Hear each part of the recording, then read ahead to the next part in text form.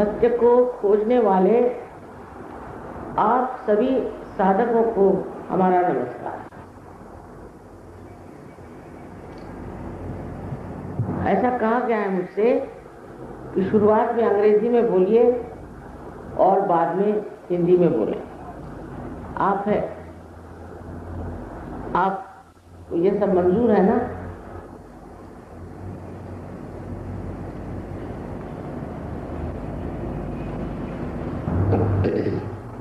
I bow to all the seekers of truth. At the very outset, we have to know what is the truth and what are we seeking. Why this seeking has started in these recent years.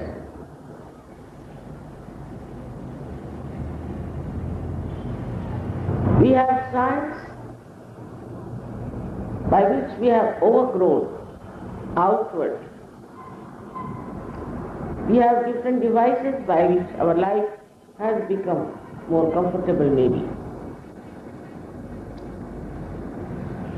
But science cannot answer many questions. And one of the questions it cannot answer is why are we here on this earth? Also, science is amoral. It does not give you any line of action that will benefit you and that will nourish you.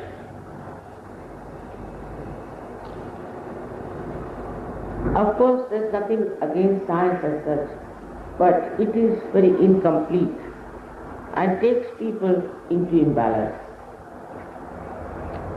There are so many defects which I am not going to describe today, but main thing is that it does not give you the idea of reality. It does not give you the totality. Also, it does not give you any ascent in your spiritual life.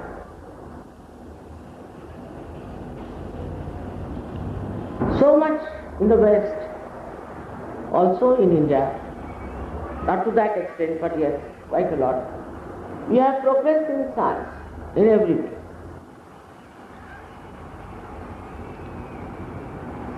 What do we find? There's a decline in the character of human beings, in the society. Families are breaking, children are going astray. Everywhere we find there's such a decline in the quality of life, and sometimes we cannot also say that these things are done even by human beings. It's impossible to explain why people have fallen to such a low level of existence and think that that is the best life. They have lost all the capacity to feel that we are going very fast towards our complete destruction. In the West, I think the destruction is working out from within. And this destruction is not even felt. On the contrary, people think they are martyrs if they are getting destroyed. So, the seeking has started. The human beings are now faced with the problem as to why are we on this earth? Are we here just to get into this rut of this rat race, or are we here just to ensure our lives and ultimately die? Is that the aim of our life? Is that the value of our life? In the West, I must say, there have been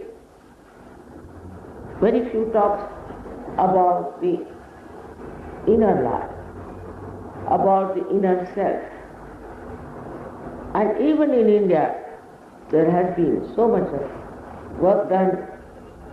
But after the British, when they went away, we suddenly took also, especially our intellectuals have become very westernized. They cannot think that India had anything sensible with it that they could talk about. About anybody they write left and right. And try to spread in a way that Western ideas of modernism. This modernism, if it had brought any kind of good results, one would have accepted. Sitting down here in India, we don't know what they are up to, in what conditions they are, how terribly disturbed they are, what problems they are facing. We have no idea. We have only one problem, is of our poverty.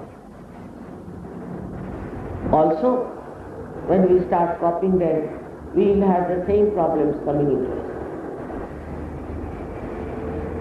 So it is important that also the West must understand that they must see that this great tree they have produced of modern civilization must have its roots somewhere. And where are those roots? And without the nourishment from the roots, how are they going to prosper? How are they going to live? How are they going to exist? How are they going to enjoy their life? The roots are in this country. This is a great country of yoga. It's vibrated with the all-pervading power of divine love. Though we Indians are not yet aware that to be born in this country itself is a great boon. Neither they are aware as to what work has been done by the great saints in this country and how much they have worked hard that one day this country should spread spirituality all over the world. Without that, you are still not complete. We are human beings, we have reached a state of human awareness, but we do not know what is the absolute truth. We are living very, very relative. Some people think this kind of government is good, somebody thinks that kind of government is good, somebody thinks that economics should be like that, another things like that. And there's all the time discussions, arguments and fighting going on. Ultimately we end up in war. This relative life that we have doesn't give us any clear-cut idea as to what is the absolute.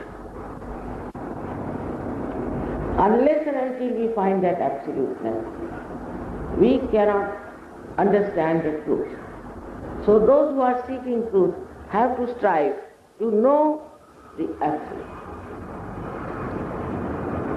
At this human awareness, the problem is that we are either involved with our body, mind, also so-called spirituality, emotions. All these are just appendages, you could say, appendages for your being. We say, this is my body, this is my body, this is my mind, this is my mind, this is my emotions, this is my house, this is my wife. Who is this man? Who is the one who owns it? The one who owns it is the Spirit. Is the Spirit in your heart. The Spirit which has not yet come into your attention. The light of the Spirit has not yet come into your attention. That's why you think you are this body, you are this mind. But you are not. You are the pure Spirit. You are, whether you know it or not. Also, there's another thing one has to know, that there is an all-pervading power of divine love, which does all this living work of producing these beautiful flowers, running our heart, looking after our digestion. Every sort of a living work is done by this all-pervading power of divine love. In Sanskrit we call it Brahma Chaitanya. Whatever you may call it. In the Bible it is called as the cool breeze of the Holy Ghost. Is the power of the Holy Ghost. Also in Quran it is called as Ruh. In the religions where they have talked about Nirakar, about formless, they have talked about. So, this all-pervading power of Param Chaitanya exists, and we have to get united with that. That is the real yoga. Standing on your head and doing acrobats is not good. Or reading books and doing mental acrobats is also not. What is important is that you have to grow above your mental capacity. All the Western world is full of mental projections. And these mental projections are linear in their nature. They go up to a point, but they are not substantiated by truth. So, truth needs us.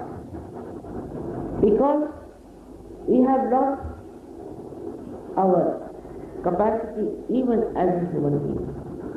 And we are trying to do something which has no even the power of humanity. Thus, this decline is so obvious and evident in every walk of life, everywhere you see it. Even in India, you see that very much so. We cannot blame anybody for that, because so far we have not found the absolute truth. Unless and until we have found out the absolute truth, how can we know what is the right thing? Now, whatever I am telling you, you need not believe me, because blind faith has never helped us. But whatever I am telling you, you can take it as a hypothesis. And if it works, then you have to accept as divine law. And if it works in such a way that you obviously see it is working, that you can work it out, then of course you should not deny it.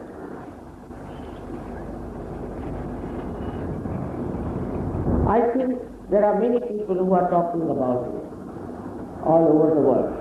Except in India, the intellectuals have become really, I don't know, deaf and dumb. But otherwise, in other countries I've seen everywhere, you'll find at least 3 to 4 people who are genuinely interested in knowing the absolute truth.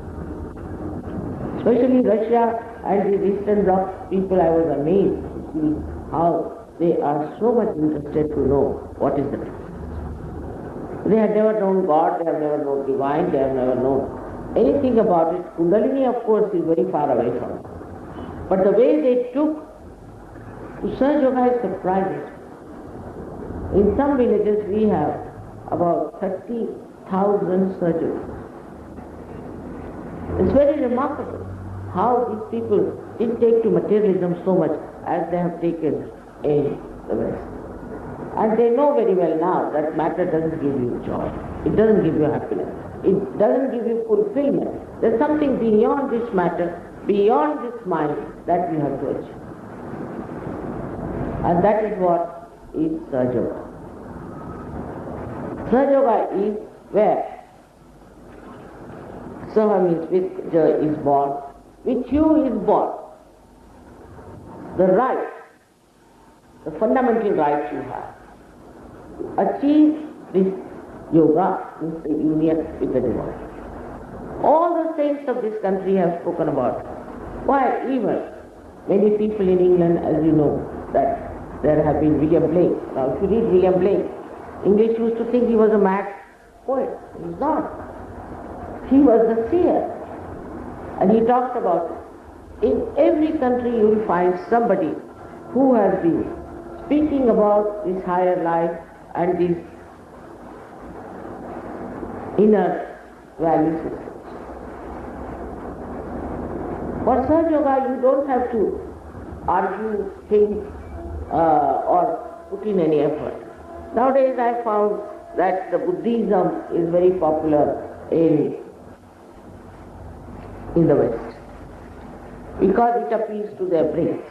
It goes into their brains and they can think about it and argue. Nothing wrong with Buddhism, but as far as Buddha is concerned, he was all right. That was the time when he had to do this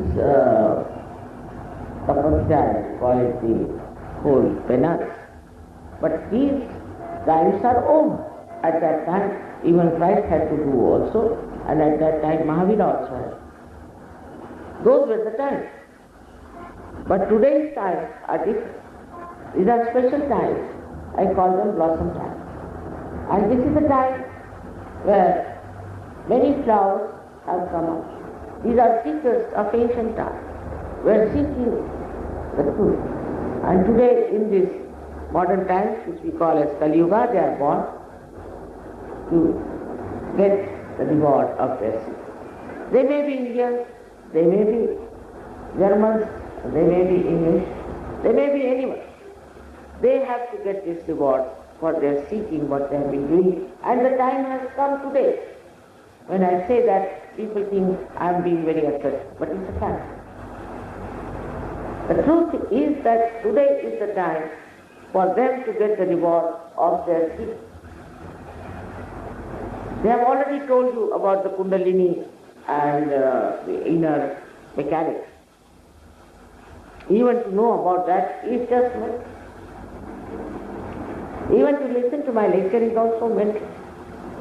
You have to go beyond your mind. So, there something has to happen. And that happening is nothing but the awakening of the Kundalini, which is really the pure desire in your mind. Because with other desires you never feel satisfied. Unless and until you become the spirit, you will never be satisfied, you will never be happy. Especially the ones who are seekers. Of course there are many who are seeking in money, materialism, or maybe in power. But they are not satisfied. They have not achieved anything, they don't know the goal of their life. They are just moving with the wind, the way wind moves them. So to understand what is the purpose of your being, a spirit, is that this is, in a very simple manner, I would say, that to enter into the kingdom of God. It's not the kingdom of America or kingdom of India or anything like that, but it's the kingdom of God. It's all for your will. And as I said, as seekers, you are all respected and you all have to live. The problems with us are many, but I can put them in two categories. One is our ego and another our conditioning. These two things bind our life. We live in the past and the future, but we cannot stand in the present. But when this happening takes place, then you are surprised that the thoughts that were coming from the past and future just stop, and you are thoughtlessly aware. The first situation, first stage, where you are thoughtlessly aware. This lasts for a short time. That's why Patanjali had called it as savichar, means with thought, awareness with thought. But in Sahaja Yoga, this can be achieved very easily through certain time you give your meditation. And only in the present, which is the reality, you grow. And thus you grow and grow and reach a state which we call as doubtless awareness, which means also in Sanskrit is called as nirvikalpa. This is a state which has to be achieved in Sahaja. Now some people want to know, we want to have got. I mean, all funny ideas. So many books are there, then they read them and then come, mother, we want God's there. Means what? What does it mean, God's there? But they can't it. So what happens that your central nervous system itself gets enlightened by this happening, and the light of the spirit is felt by your central nervous. As in our evolution, we have so many other capacities compared to the animals that are all felt on our central nervous. In the same way, our central nervous system itself gets enlightened, which is in Sanskrit language is used as Vida, from where the word Veda has come. Vida is to feel on your central nervous. Another is Bodh. Bodh is to feel on your central nervous. These things you can easily feel. On your central nervous system, your fingers get enlightened and you start feeling on your fingertips the all-pervading power of divine. You can feel like cool breeze on your fingers. They get enlightened. For the first time, you feel there is a power around. Then when you grow, as I said, you start becoming collectively conscious. Not that you get self-knowledge, that you know about your own center, but you become collectively conscious, meaning that you can feel others, their centers. So all our problems in this world are from human beings, most of them. They all come from these centers. And if these centers are somehow are pure, then we are all right. And if we can help others to cure their centers, what will happen? A new race of enlightened people will be established. This is the time of last judgment. This is the time of last judgment where people have to judge themselves. If they want to go to hell, it's quite easy. And if they want to go to heaven, that's also quite easy. But the choice is yours. Nobody can force a human being to choose. That's his freedom. That's her freedom. Because freedom has been granted and cannot be taken. So now for you it is important to decide today, tonight, whether you want to have your self-realization or not. I cannot force on it. I cannot. I respect your feelings. I cannot force. So you have to decide. But remember that you are a human being and you are at the epitome of the universe. You are the glorious. Your glory you don't know. You don't know how many powers you have. Unless and until you get your realization, you will know.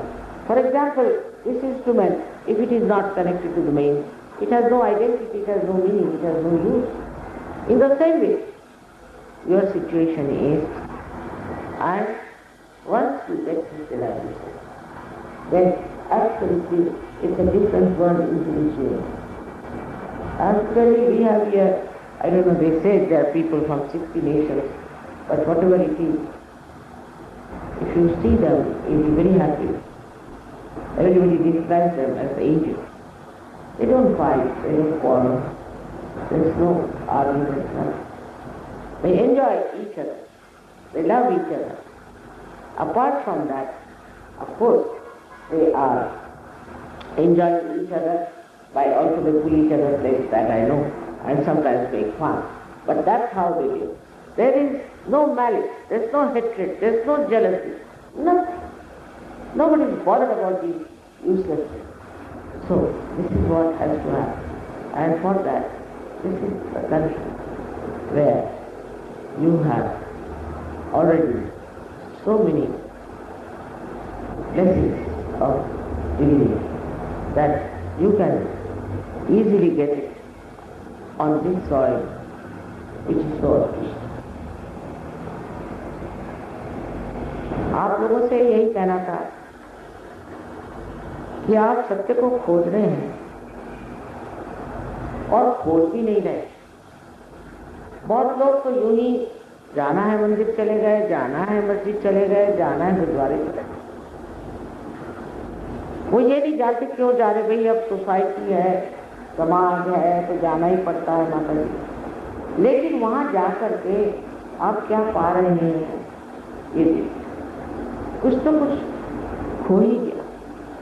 जो खो गई बात, वो जैसे गुरु नानक के शब्दों में कहें कि काहे रे बन खो न जाए, सदा निवासी सदा लेपा तोहे संग समान। अब दुनिया भर की चीजें करेंगे।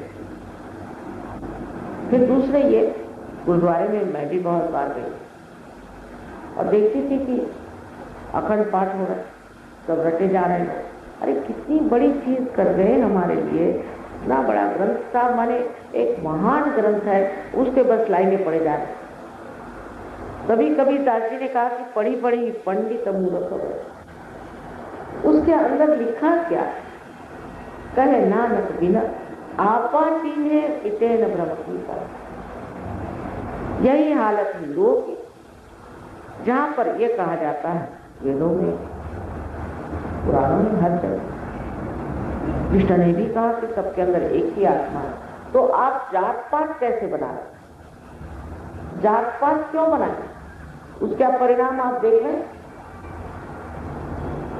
अभी भी जात पात चल रहे और इतनी जोरों में पकड़ आ रही है जात पात की, समझ नहीं आ रही। ये सोचिए कि जिन्होंने रामायण लिखा वो कौन, वाल्मीकि, एक डाकू, और वो भी मछियारा। उनको ढूंढ करके रामचंद्र जी ने कहा मेरा रामायण लिखा, और कोई उनको मिला नहीं, कोई शुद्ध ऐसा आदमी नहीं मिला। एक डाकू को पकड़िए। और गीता किसने लिखी, गीता जिसने लिखी वो कौन था, एक भीमजी का इलीगल बच्चा, उसने लिखी है। ये बताइए इससे क्या जाएगा। शबरी के बेर खाए उन्होंने झूठे, ये सब किस लिए थी, उनको क्या जरूरत थी ये सब करने के लिए, सारा नाटक दिखाने के लिए कि जो मनुष्य साधु तत्व को प्राप्त हुआ है, वही जिसने ब्रह्म को जाना है, वही असली ब्राह्मण है, वही ब्रह्म को जानने वाला आज है कौन। मुझे तो कोई दिखाई नहीं देता। तो ये जात बनी कहां, किसी को शूद्र बना दिया, किसी को ये बना दिया, किसी को वो बना दिया। ये जन्म से जात बाद में हुई।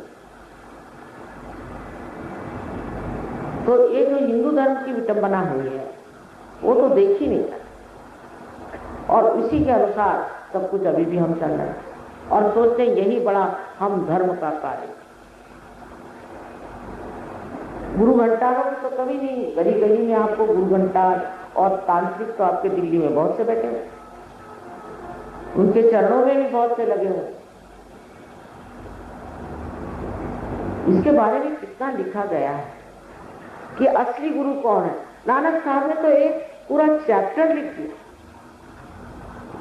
असली गुरु कौन, जो आपसे पैसे ले। बताइए क्या भगवान को पैसा समझता है क्या?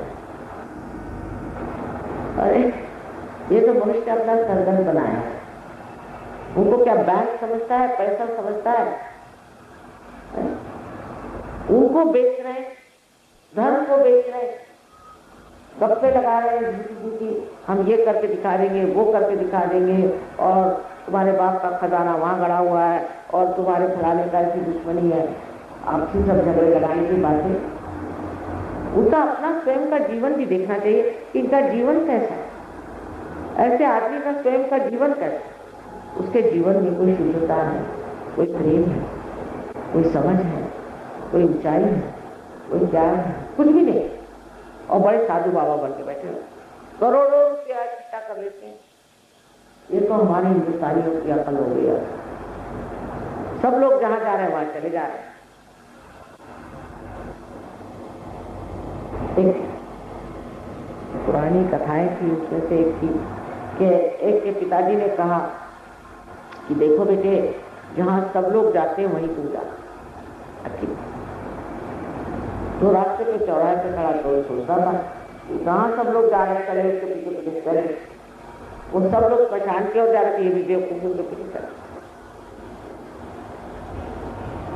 जो बुद्धि एक हिंदुस्तानी के पास है बहुत कम लोगों का, बहुत सुलझी हुई, शुद्ध, बुद्धिमान, सब कुछ होते हुए भी बेवकूफियों में इनको कोई ऐसी ऐसी बेवकूफियां करते समझ नहीं आती।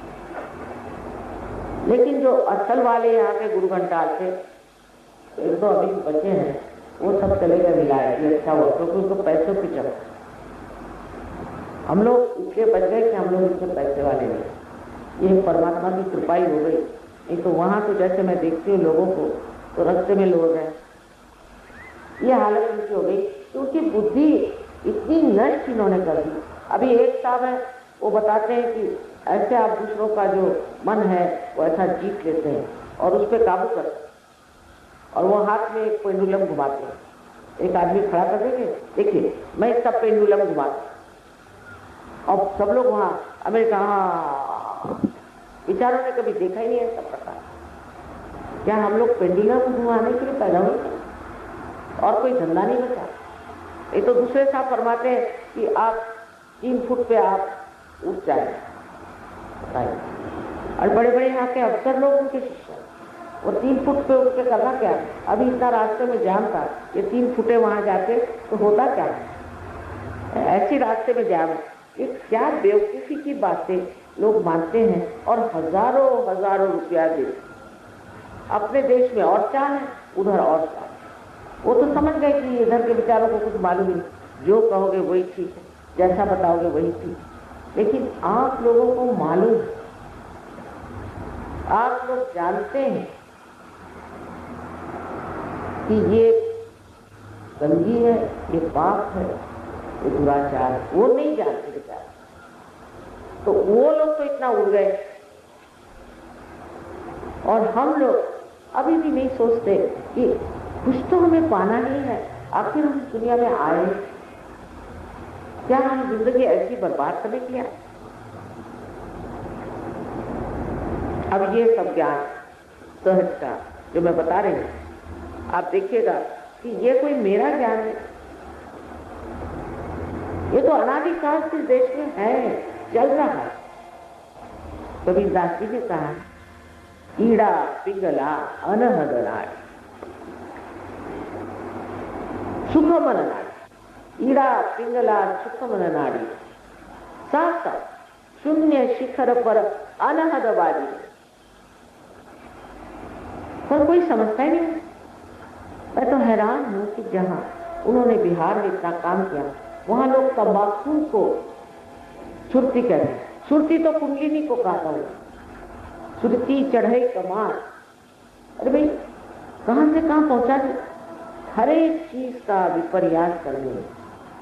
कोई लोग बड़े होशियार होते और हम बेवकूफ होते, उनकी बात मान जाते। ये देश कितना महान है, इसकी महानता कितनी है, ये तो जब आप सहज में उतरेंगे तब सब समझेंगे। जब ये हमारे विदेशी सहयोगी यहाँ आते तो पहले एरोप्लेन से उतरते इस जमीन को वंदन करते हैं, चूमते हैं, क्योंकि इनको चैतन्य क्या है मालूम। ये चैतन्य को पहचानते हैं और जानते हैं कि इसकी पृथ्वी में से ये चैतन्य बह रहा है। और आप लोगों ने भी कम पुण्य नहीं किए होंगे जो इस पृथ्वी पर आप पैदा हुए। ये भी महान पुण्य का काम है। इस पुण्य की वजह से आज आप यहाँ पैदा। अब बहुत लोग सवाल ये भी पूछते हैं, तो माँ हमारी गरीबी का क्या? ठीक बात, गरीबी कहां से आती है? पहले ये बात सोचा, स्वार्थ स्वार्थ।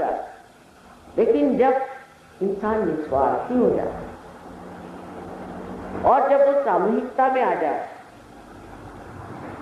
तो इस तरह का जो संगठित रूप होगा वो इस गरीबी को बिल्कुल हटा सकता है। अब आपसे क्या बताएं कि सहयोग में बीमारियां ठीक हो जाती हैं, 1 पैसा नहीं देना पड़ता। कैंसर से लेकर हर तरह की बीमारियां ठीक हुई। अब कल ही वहाँ आपने देखा होगा कि एक स्त्री थी, उसको दिखाई नहीं देता था, जाकर मुझसे कहा माँ मैं आपके दर्शन के लिए इतने दूर से आई हूँ और मुझे दिखाई नहीं देता। तो मैंने बस उसके सामने एक कैंडल पकड़ा और थोड़ी देर में कहते मुझे सब दिखाई देने लगे। कुछ मैंने नहीं किया, मैंने नहीं किया, उसकी कुंडलिनी जागृत हो गई और उसने यहाँ पे ऑप्टिक लोब में लाइट डाल दी और वो देखने लगी। एक लड़की थी, गूंगी थी, बोल नहीं सकती थी, उसको ले आया मेरे पास।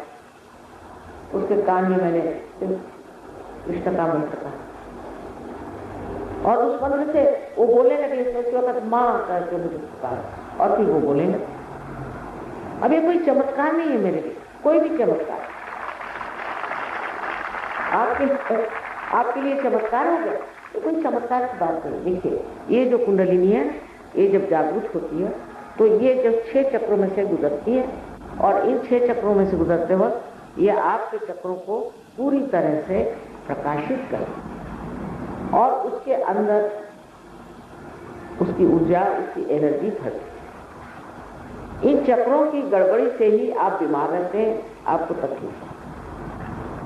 और जब ये कुंडलिनी उड़ गई तो फिर क्या कहने, फिर सभी चीज ठीक हो गई, सभी मामले ठीक हो जाते और इस तरह से हजारों लोग ठीक हो जाते। और कोई अगर शैतानी करके आए तो नहीं ठीक होता, पता नहीं चलता। कुंडलिनी बहुत जानती है, ये आपकी माँ, हर एक की अलग अलग माँ है और जैसे टेप रिकॉर्डिंग होता है उस तरह से आपके बारे में हर एक चीज वो जानती है।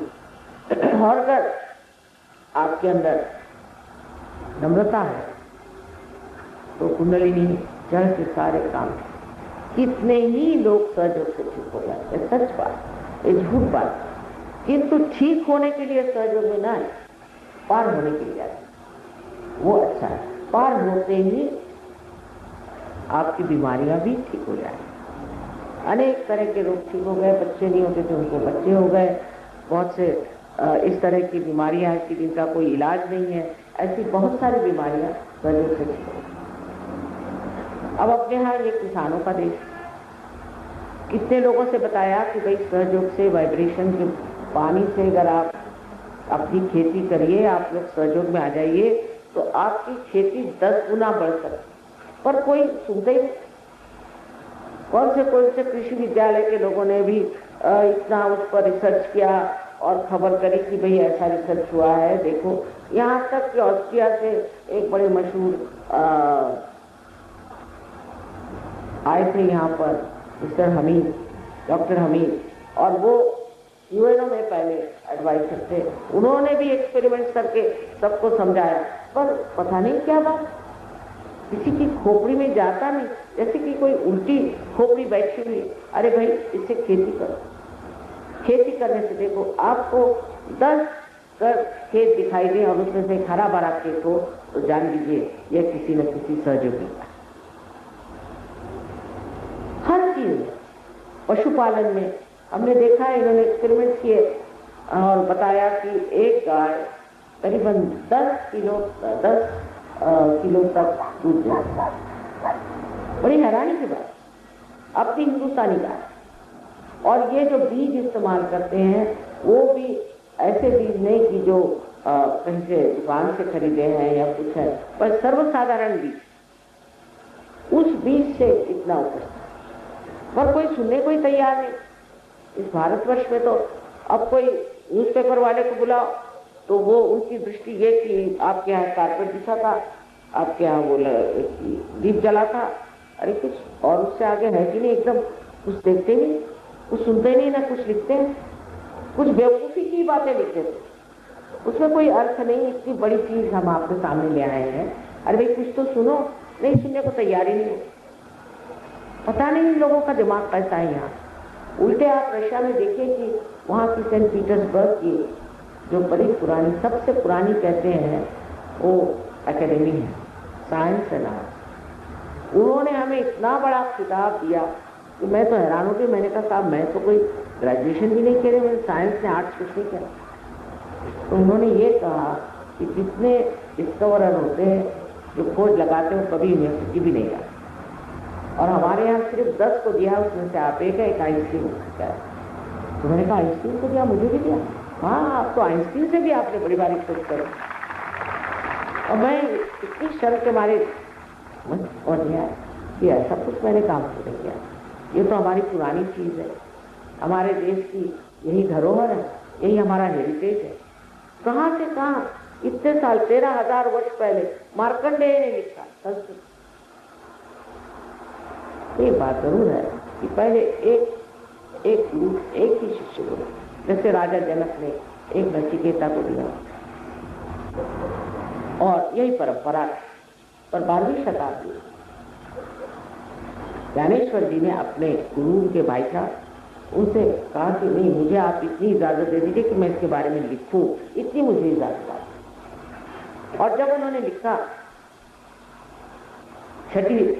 उनका जो ज्ञानेश्वरी में 6वां अध्याय है, उसमें कुंडलिनी बड़ा सुंदर वर्णन किया है। और इस कुंडलिनी के कारण ही आप आत्म प्रकाश को प्राप्त करते हैं, ये भी स्पष्ट रूप से लिख दिया। तो उस वक्त जो धर्म मार्तंड थे, उन्होंने कहा ये सब बकवास है, ये निषिद्ध, कोई पढ़ो नहीं, जान लो, और काट दिया। आजकल भी ऐसे बैठे हो, कोई धर्म मार्तंड है तो कोई और तरह तरह के लोग जो कि अपने को बहुत अक्लमंद समझते, और वो एकदम काट देने की वजह से वो लोग शाही है। पर तो भी एक गुरु के एक शिष्य नाथपंथियों ने ये कार्य, अपने यहाँ 3 तरह के कार्य हुए। उसमें एक वेदों का कार्य हुआ, और वेदांत, और एक भक्ति का कार्य हुआ। लेकिन जो असल कार्य था वो हुआ है नाथपंथियों ने, जिन्होंने कुंडलिनी का जागरण आदि उस पर बहुत कुछ कहा। नानक साहब भी जानते थे, बहुत अच्छे से जानते। नामदेव एक दर्जी था, हिंदुस्तान का, हिंदुस्तान में दर्जी की क्या है, कोई बड़ी बारी तो विद्वत्ता नहीं मानी जाती। एक साधारण दर्जी, और उसकी नौकरानी भी बड़ी भारी पहुंची हुई जनाबाई। ये गए मिलने एक कुम्हार से, उसका नाम था गोरा। वो कुम्हार वो अपने पांव से मिट्टी तोड़ रहा, उसको देख करके नामदेव एकदम हठा, शानदार लोग, शानदार लोग। और उन्होंने क्या कहा, मराठी में कहा, निर्गुणाच्या बेटी आलो सगुणा। मैं तो निर्गुण को, निराकार को मिलने आया था, तो तू तो सगुण में खड़ा। ऐसी बात कौन करे, कौन ऐसी बड़ी बात दूसरे के लिए कह सकता है। हिंदुस्तानी अगर एक दूसरों को मिले तो गाली न दे तो भी शुभ समझिए, लेकिन एक संत दूसरे संत को देख के क्या कहता कि तू तो साकार में निराकार खड़ा हुआ। फिर वो गए पंजाब में नानक साहब ने पहचान ली, तो बहुत बड़ी हस्ती थी। उन्होंने उनको कहा कि ठीक है, आप पंजाबी सीखिए और पंजाबी में लिखिए, और इतनी बड़ी किताब लिखी है उन्होंने पंजाबी में, और गुरु ग्रंथ साहब ने भी उनके बहुत से। अब ये पहचान, ये समझ, ये सिर्फ संतों को ही आ सकती। ये आंख और ये सूक्ष्म दृष्टि, ये सिर्फ संतों का। सहज के बाद इतना परिवर्तन इंसान में हो जाता है। लेकिन मैं बहुत सी बातें इसलिए नहीं कहूंगी, आधे लोग उठ के चले जाएंगे, माने कि शराब छूट जाती बिल्कुल पूरी तरह से। सबों ने कहा कि शराब मत पी।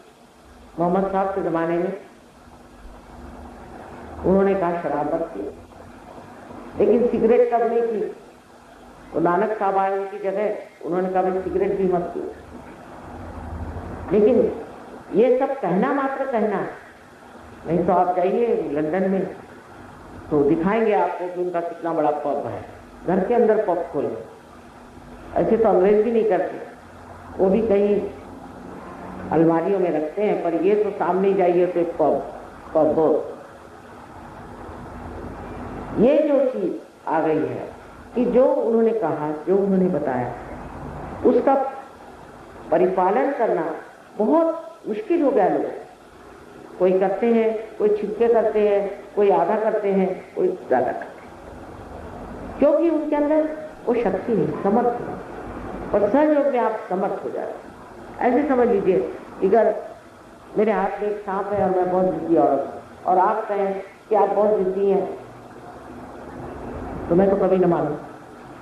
और फिर कितनी भी चापलूसी करके आप कहें कि साहब ये सांप हाथ में है, आप इसे छोड़ दीजिए, मैं कहूँगी नहीं, ये तो रस्सी, अंधेरे में बैठी हूँ ना, ये रस्सी है, उसी पे जिद कर रही हूँ, ये तो रस्सी है, ये तो रस्सी है। अंत में जब सांप काटेगा तभी पता चलेगा ये सांप। लेकिन जब जरा सा प्रकाश आ जाए तो फट से छोड़ देंगे, फट से चीज छूट जाती। इसी तरह से जो हमारे अंदर हमें नाश करने वाली जो चीजें बैठ गई वो पूरी तरह से मनुष्य एकदम स्वच्छ। हाँ, एक बात और बता कि शाहनाज अपने शहनाई के तो बड़े मशहूर शहनाई नवाज हैं, आप तो जानते हो बिस्मिल्लाह खान साहब। वो एक बार आए थे हमारे यहाँ प्रोग्राम में, तो देखने लगे सब सहयोगी बैठे हुए हैं, तो कहले माँ इनको तो आपने खालिज कर दिया, ये तो खालिज हो गए। हाँ, मैंने कहा देखो खालिज हो गए। तो मैंने कहा ये क्या खालिस्तान बना रहे, उससे पूछते हो। मैंने कहा आप जाके उनसे पूछो, मुझसे क्या पूछो, किसका खालिस्तान बना रहे हो। खालिज का मतलब है निर्मल, शुद्ध। जब आप शुद्ध हो गए, ये बात उन्होंने कही थी कि तुम शुद्ध हो। और सिखों पे तो बड़ी ही मेहनत, ऐसे ही मुसलमानों की बात, मुसलमानों से कहा गया था कि ये क़ियामा नाम की एक बहुत बड़ी क्रांति की व्यवस्था की गई। जब क़ियामा आएगा तब आपके हाथ बोलेंगे और आपके खिलाफ शहादत देंगे। साफ कहा गया, वो कहा गया, ईसा ने कहा है, बहुत कमाल की बात है, Thou shalt not have adulterous eyes। बताइए कितनी बड़ी बात। और मुझे दिखा दीजिए इन लोगों में से कितनी आंख साफ और शुद्ध और निर्मल मिलेंगे। वजह ये, उसमें किसी को दोष देने की बात, वजह ये है कि वो शक्ति अंदर, जब वो शक्ति अंदर आ जाती तो आदमी निर्भय होकर निर्भय या निर्गुण गाता है। चारों तरफ से इस देश में आप देखिए तो न जाने कितनों ने इतना महत्वपूर्ण कार्य किया है। हम लोगों को इन विदेशियों से ये आजकल की जो इनके रवैये हैं उसके साथ नहीं चला, और नहीं इनकी जो बड़ी भारी प्रगति हो गई है उसके साथ भी दौड़ना नहीं, क्योंकि जाकर देखिए इनका क्या हाल है। असल में हमें अपनी स्पिरिचुअल, इसको कहना चाहिए आध्यात्मिक प्रगति, उसमें हम लोग बहुत पा सकते, और सारी दुनिया आपके चरणों में आएगी कल कर आपसे अपने आध्यात्मिक उन्नति प्राप्त करें। पर हम ये जानते नहीं है ना कि हमारे अंदर ये कितना बड़ा स्रोत है।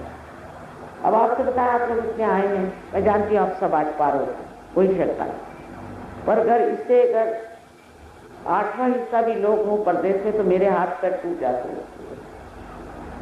पर एक बार जीने के बाद, पार होने के बाद वो ऐसे खड़े हो जाते हैं, ये मेरी समझ में नहीं आता। और हिंदुस्तानियों को तो ऐसा है कि चलो आज माता जी का भाषण सुना, कल वहाँ चल के भाषण सुन लेंगे, फिर तीसरे का भाषण सुन लेंगे, फिर कहीं आरती करने चले जाएंगे, कोई गहराई नहीं। और जिस देश में इतनी गहराई है, ऐसे ऐसे लोग उस देश में हो गए, उस देश में न जाने क्यों मनुष्य ने अपनी गहराई को, इस चीज को समझ लेना चाहिए कि हमारे जितने भी प्रश्न हैं वो सारे एक साथ छूट जाए। और ये भी बात कि जो दुविधाएं हैं, जो तकलीफें हैं, एक साहब आए थे बता रहे थे मुझे कि वहाँ हमें इतनी परेशानियां थी तो अपने आप भाग गई, परेशानियों को परेशानियां।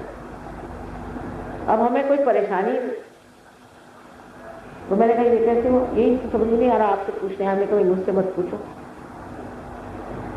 ऐसे आनंद की दुनिया में आप सबको ले जाना, ऐसे प्रेम की दुनिया में आपको ले जाना, जहाँ ये प्रेम निर्वाल, इसमें किसी तरह की कलुषितता, कोई चीज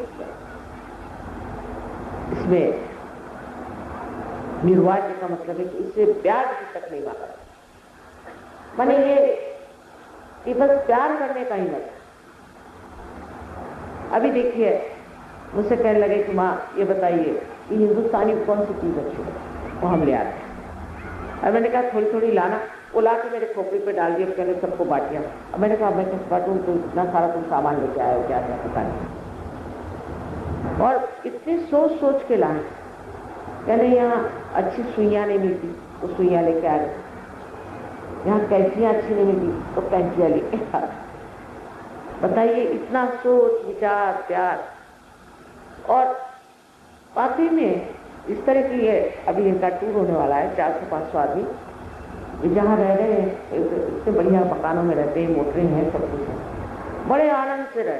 पूछे कैसे? वाह वाह, बहुत आनंद। हिंदुस्तान में तो बहुत ही आनंद। अभी क्या बात क्या है, इनको आत्मा का आनंद चाहिए, शरीर का नहीं। और हिंदुस्तानी है वो कहेंगे हमें अटैच बात चाहिए, ये ऐसा नहीं करें। हिंदुस्तानी की तो और भी कमाल। इनका आश्रम हमने बनाया गणपतिपुणे में, तो हिंदुस्तानी कहते कि हमको वेस्टर्न बाथरूम चाहिए, और ये कहते कि हमें तो हिंदुस्तानी चाहिए, तो बहुत साफ हो। अब बताओ ये कैसे हो गया? ये लोग कैसे बदल गए? इनके विचार कैसे बदल चुके? ये सब कुछ कैसे समझने लगे? ये प्यारे हैं। और यहाँ भी जो सहयोगी है बहुत प्यारे, बहुत बढ़िया। बताइए, हिंदुस्तानी आदमी एकदम ऑनेस्ट हो जाए, आपने सुना है कहीं? एकदम 100%। और वो सब सोचते हैं मेरा ही पैसा है।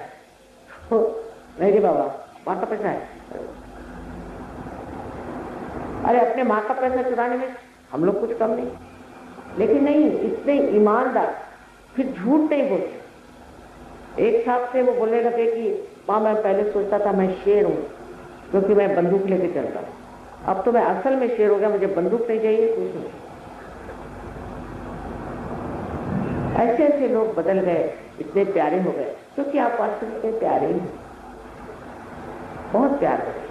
लेकिन भूल गए अंधकार, अपने बारे में ज्ञान नहीं। अब अपना ज्ञान करें, ये अपने ज्ञान के लिए स्व का ज्ञान, जिसे हम कहते हैं अंतर का ज्ञान, और उसके बारे में सारा ही विचार जान। और इसके लिए आप पैसा ऐसा नहीं दे सकते, पहली बात समझ लीजिए। हिंदुस्तानी को ये भी नहीं समझ में आता है, लाके मुझे यहाँ उन्होंने एक दिन चवन्नी पकड़वाया, ऐसा भाई मैं पैसा नहीं देता, अच्छा 1 रुपया ले। उनकी समझ में ये नहीं आता है कि कोई इंसान मुफ्त में कुछ ऐसा कार्य करे, पर इसके आप पैसे कितने दीजिएगा, इसका कोई मूल्य नहीं, इसका कोई मूल्य नहीं, इसको आप पैसा नहीं दे सकते। और ये नहीं कि आज हमने लेक्चर दे दिया तो मुफ्त में और फिर उसके बाद पैसे, ऐसे नहीं, बिल्कुल भी। आप समझ लीजिए ये चैतन्य का खेल, और इस चैतन्य के खेल में पैसा नहीं। और जो आदमी भगवान के नाम पे आपसे पैसे मांगता है, सोचिए कि इससे चोर कोई और नहीं, और उसको भगवान का भी भय। हाँ ठीक है, अब इन्होंने इतना सुंदर मंडप सजाया, उसके लिए पैसा आया, वो ठीक कर लो, सब ठीक, पर आत्म साक्षात्कार के लिए आप नहीं पैसा दे सकते। ये क्या चीज है पैसा? लेकिन लक्ष्मी जी की कृपा हो जाए, बहुतों ने बताया कि वहां सहज में आते ही हम पे लक्ष्मी जी की कृपा हो, पर ये भी एक बुलावा है, तो उससे भी आगे जाना है, और आगे जाकर अपने आत्मा के प्रकाश का जो आनंद है उसे उठाना है। उसी आनंद में सारा ज्ञान आपके सामने खड़ा हो, क्योंकि आपके अंदर सब है, सिर्फ उसे जागरूक करना है। उसमें हमारे कोई उपकार नहीं, कोई लेन देन नहीं है। यह आपका अधिकार, इसको हम दे रहे हैं, यह आप ही का अधिकार है, और इसे आप प्राप्त करें। इसके लिए कोई उपकार मानने की जरूरत है, किंतु अपने को जरूर समझे कि हमने ये चीज पाई किया। वस्तु अमोलिक दी मेरे सतगुरु, मैं तो गुरु भी नहीं, मैं तो माँ ही हूँ, और मैंने दी भी नहीं। आपकी अपनी वस्तु आपने प्राप्त की है, लेकिन इतने मूल्यवान वस्तु को रास्ते पर नहीं थे। और नहीं उसका महत्व कम करना, बहुत महत्वपूर्ण। इसे हर एक तरह का प्रश्न ठीक हो जाएगा। ये तो माँ का कहना है, प्रलोभन देना चाहिए ना, उसको कुछ बताया, प्रलोभन से लोग फंसते हैं। लेकिन असल में बात यह है कि इसको पाए बगैर तुम्हें बेटे चैन नहीं आने वाला। मैं ये सबसे कहती हूँ, इसके बगैर किसी को चैन नहीं। और इस देश का भविष्य यह है कि यहाँ अनेक सहयोगी होने वाले हैं, अनेक। और फिर देखिए, लोग बहुत पूछते हैं माता जी हमारे देश का क्या भविष्य, मैंने कहा बहुत उज्ज्वल। इस पर यह है कि आज यहाँ आत्म साक्षात्कार को प्राप्त करने के बाद आप लोग इस पर मेहनत करें। कभी कभी कनेक्शन लूज हो जाता है, वो ठीक है, उसके लिए यहाँ सेंटर है। और दूसरी बात आप समझ लीजिए कि ये एक सामूहिक व्यवस्था, एक यह सामूहिक व्यवस्था, ये कोई ऐसी चीज नहीं कि आप अपने घर में यहाँ बैठे हुए सहयोग करें, वो भी करना है लेकिन सबके साथ मिलना है। जैसे कि एक नागपुर कट जाए तो वो तो नहीं बढ़ता। अगर आप इस संगठित सामूहिक चेतना से चेतित इस एकमेव शरीर के अंग प्रत्यंग बन जाए तो फिर कोई सवाल ही नहीं उठता। और आप हैरान हो कि जिस तरह से लोग आपकी मदद करें। यहाँ किसी को कुछ बीमारी होगी तो जर्मनी से वो दौड़े आ, किसी को भी खबर कर दीजिए, भाई देखो ये बात, हाँ साहब वो वहाँ पे बैठे हैं, उनको खबर करिए माँ, वो जानते हैं, वो आ जाए। सारी दुनिया आपके साथ, सारी दुनिया में आपके असली रिश्तेदार। यही कहूंगी, ज्ञानेश्वर जी ने कहा है कि ऐसा दिन आने वाला है जब ऐसे लोग आएंगे और ऐसा ऐसा काम होगा। और गुरु ग्रंथ साहब में भी बड़ा सुंदर वर्णन है, सब जगह इसका वर्णन है। बस ये समझ लीजिए और विश्वास कर लें कि ये समय आया है और आप उन्हीं लोगों में से हैं जो इसका लाभ उठा। सबको अनंत आशीर्वाद। नहीं, let her go back, I think. Let her go outside a little bit, otherwise she might get another attack. Slowly, slowly. अभी अभी ठीक हो जाएगी। अब सबको डिस्टर्ब तो नहीं करना चाहिए। जैसी आपकी बेटी है ना, मेरी भी बेटी, आप चिंता छोड़ो, उठा के ले। आप सबके लिए कहना है कि जिसको जो भी तकलीफ हो, आप कृपया मुझे चिट्ठी लिखकर दे दीजिए, अभी हमें ये तकलीफ है या ये परेशानी है, और उसके बाद आप मंदिर जाएं। यहाँ जहाँ तहाँ हमारे सेंटर हैं और सब लोग आपको ठीक करते हैं, ऐसी कोई बात नहीं। तो आप सब ठीक हो जाएगी और होते ही हैं लोग, लेकिन आप आएंगे ही तो कैसे होगा। अभी यहाँ दूसरा काम कर रहे हैं, हाँ बैठ जाइए, कोई बात नहीं। मेरा भी स्थिति खराब हो जाता, क्या करें।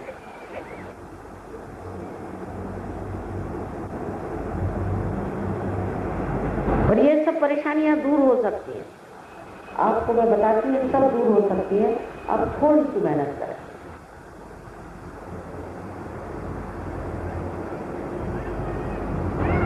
अच्छा कोई बात नहीं, ये भी बीमारी जो है ये बहुत आसानी से जाती है, बहुत आसानी। अगर ये क्या माँ अगर सहयोग करें तो वही उनको ठीक करें। तो रिश्तेदार है वो लोग अगर सहयोग करें तो बड़ा फायदा।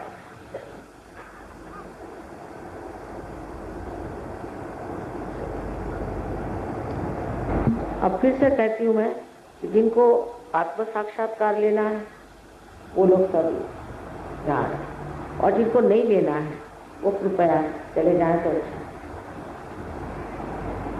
और कोई नहीं, 10 मिनट की बात, हिंदुस्तानियों के लिए बिल्कुल समय नहीं लगता, लेकिन कृपया सब लोग बैठ जाएं तो बड़ी मेहरबानी है। क्योंकि मैंने कहा ना, ये पृथ्वी जो है उसमें सबसे महान देश मेरा भारतवर्ष, और इसमें आप बैठे हुए, बताइए आप विश्वास करें।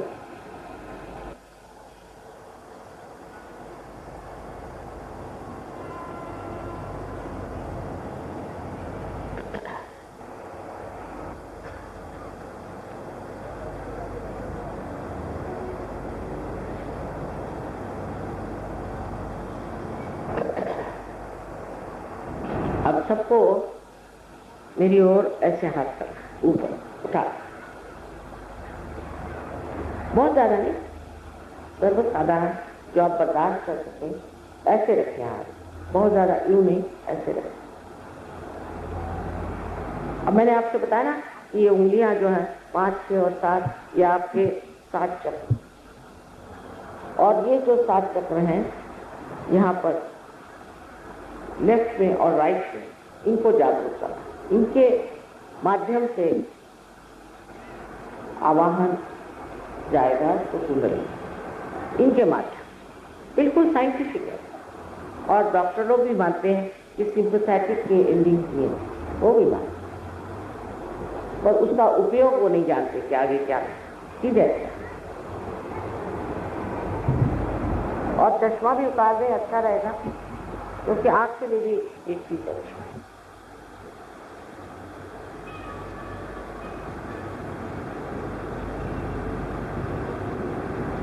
अब आप आंखें बंद करें, और जब तक मैं न कहूं आप आंख न खोलें।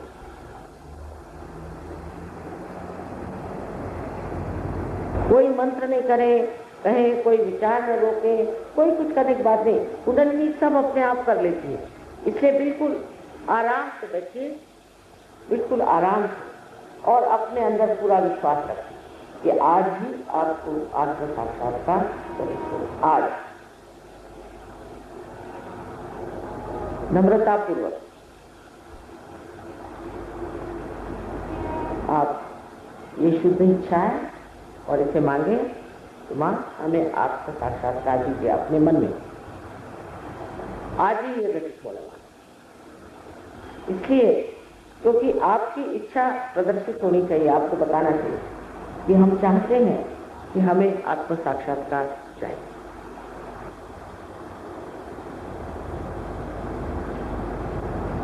अब आंख मत खोलिए, please close your eyes and don't open them till I say. You can remove your spectacles.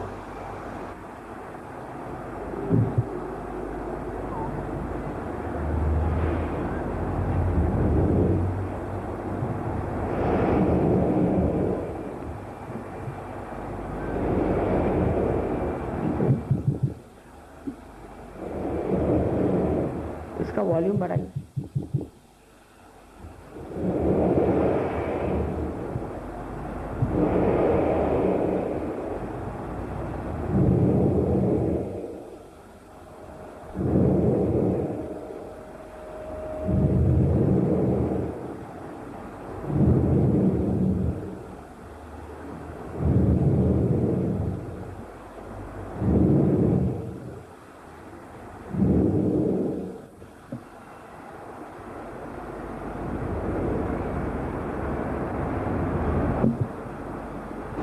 धीरे धीरे आंख खोले, please open your eyes close. Now, put your left hand towards me like this and bend your head and see through your fontanelle area, bone area, if you are getting a breeze, a cool, maybe hot. Left hand में और करें और sir झुका करके, bend your head, sir झुका करके, और right hand से आप देखिए कि आपके तालू भाग से ठंडी ठंडी या गर्म ऐसी कोई हवा आ रही। तालू है कि जो बचपन में एक स्निग्ध सा हिस्सा आपके सर में होता है जिसे तालू कहते हैं, उसको आप देखिए कि वहां से ठंडी ठंडी हवा आ रही है। गर्म भी आ सकती है, गर्म आ रही हो तो आप ये कहिए अपने मन में कि माँ मैंने सबको एक साथ क्षमा कर दी। बहुत आसान है ये कहना, कह दीजिए कि माँ मैंने सबको एक साथ क्षमा कर दी, तो गर्मी भी चली जाए।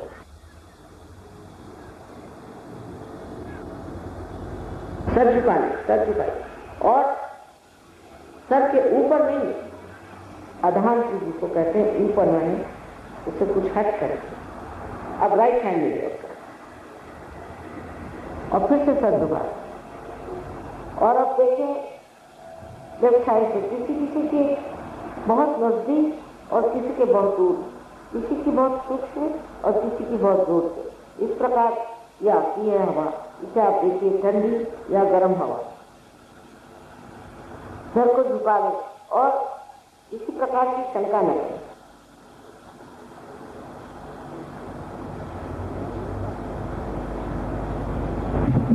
अब लेफ्ट हैंड मिलियो, please put your left hand towards me, again bend your head, फिर से अपना सर झुका के और राइट हैंड से please see with your right hand if there a cool or a hot breeze coming. If it is hot, then you have to say in your heart, Mother, I forgive everyone.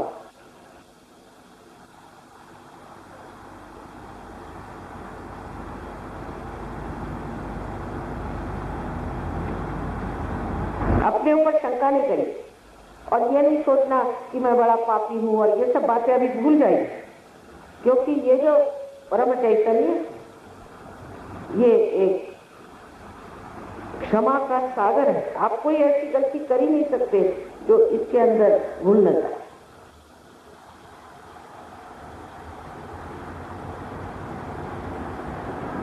ये दया का सागर, ज्ञान का सागर है, और सबसे ज्यादा एक क्षमा का सागर है।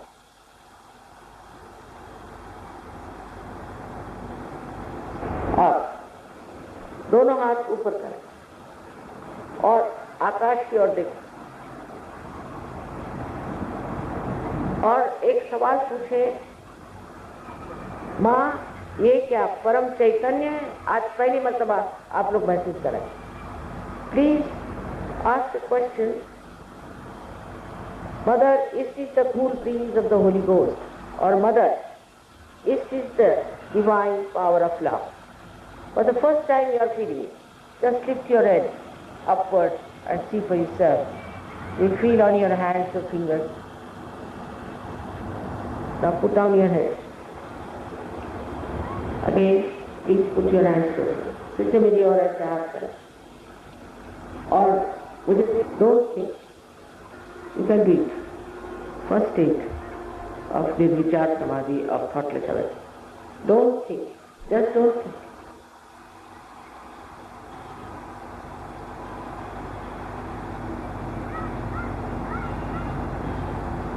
अब जिन जिन के हाथ में ठंडी ठंडी हवा या गर्म हवा आ रही है, या उंगलियों में या